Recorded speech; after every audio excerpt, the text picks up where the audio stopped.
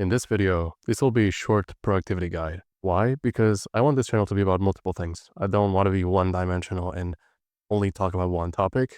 I want to talk about whatever I care about, and one of those things is productivity. Personally, because I want to go to college, I want to study STEM, I want to continue my studies.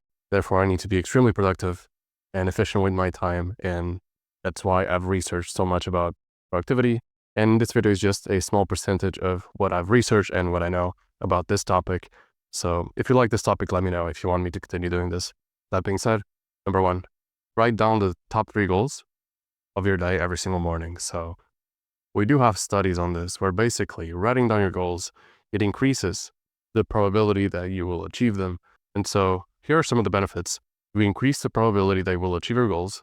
You will increase the total productivity of your day, your total output. You become more efficient. You waste less time. Things don't take as long to complete. It has a bunch of positives, but the gold standard way to do this is the WHOOP method. I don't know how you say it, but basically you write a wish, an outcome, an obstacle, and if-then plan. So what you wish to achieve, what's the outcome you want, what's the obstacle that will try to stop you from achieving that outcome, and if that obstacle arrives, what is your plan to counteract it? And so I try to write down every single morning each one of these 4, and whenever I do, my day is more productive. And this is the most evidence-based method there is when it comes to listing goals.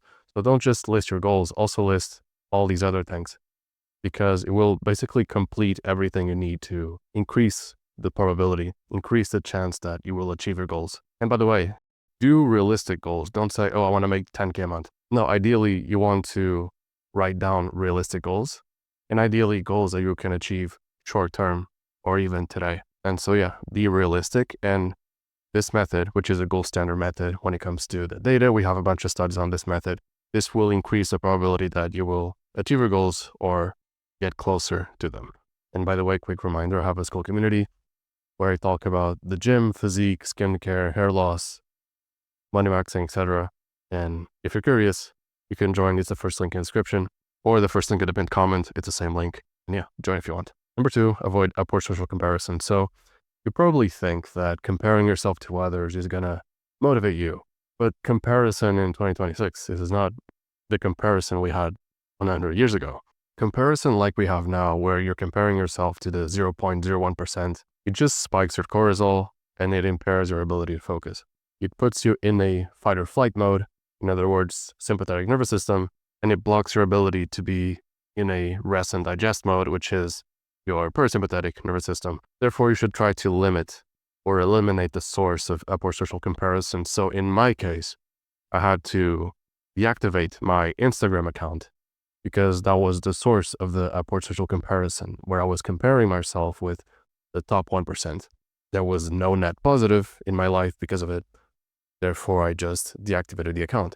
You can deactivate your Instagram account and it does not delete the account. The account is still there and you can log in at any time and you're going to get your account back, but it's not addictive because you don't have access, you don't have easy access to your account, and that's the entire point. So you can either delete your Instagram account or you can just deactivate it and just not use it. You want to make the things you don't want to do difficult and unappealing. And when it comes to the things you want to do, you want to make them easy and appealing. And this is one of the ways that you can make, for example, Instagram unappealing, which is by deactivating your account, because it takes a while to set it up back again. Therefore, it disincentivizes the use of social media, which means you're probably going to be doing something else with your time, which is what I want personally. Number 3, timers. So this one truly depends on what kind of person you are and which goals you have. For example, if your problem is getting started, maybe you should do the Pomodoro method, which is what you see get promoted. A lot of people promote it, but not a lot of people do it. A lot of people go with the flow, which is not ideal. So if your work is not that complex, doesn't require a flow state, and or your main struggle is getting started, then the Pomodoro method is ideal because the adherence rates are much higher than, for example, with timers that take longer because it's just easier to accomplish in general. So if that's you, if you're a person that struggles with starting something and that something is not that complex and doesn't require a flow state, then you can just do the Pomodoro method. However, if your problem is not getting started, but is entering a flow state and you want to do things like intense math, or perhaps you're in college studying STEM, then what you want to do is ultradian cycles. These ones are way more in line with our circadian rhythm and to the way that humans operate in general. We operate in cycles where we are alert or active for 90 minutes and then we rest for 20. That's usually what's in line with our circadian rhythm. So if you're the type of person to struggle with entering a flow state instead of the type of person that struggles with getting started, then you should do ultradian cycles. And especially if your work is high in complexity, for example, calculus and stuff that's relatively difficult, then I would prioritize ultradian cycles over the Pomodoro method, because you're going to be entering a flow state, while the Pomodoro method usually does not give you enough time to enter a flow state. So yeah, it depends.